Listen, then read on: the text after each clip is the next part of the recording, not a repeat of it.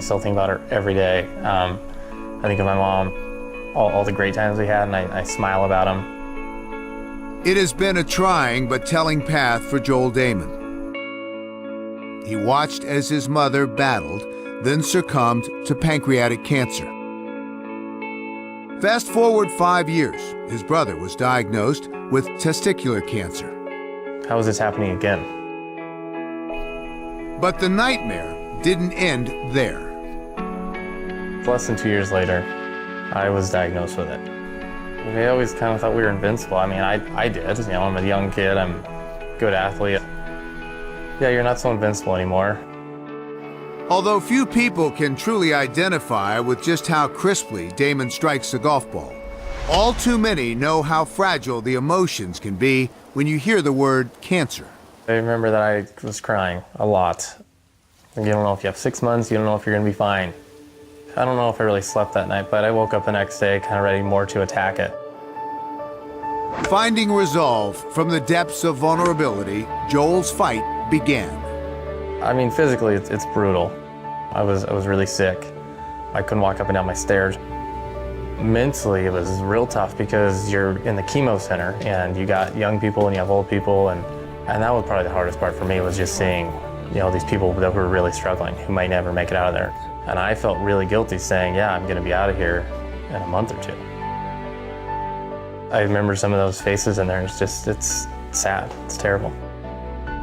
Dahmen has been cancer-free for 4 years now, but the disease that once threatened his life has in many ways helped redefine it.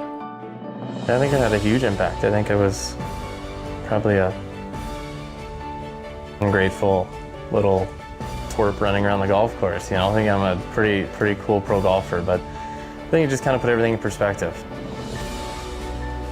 I just appreciate everything a lot more. I appreciate everything around me. I just have a lot more fun. This kind of molded me into who I am, and I think I'm a lot tougher than I thought I was. A much-needed trait, given the arc of his career post-chemo.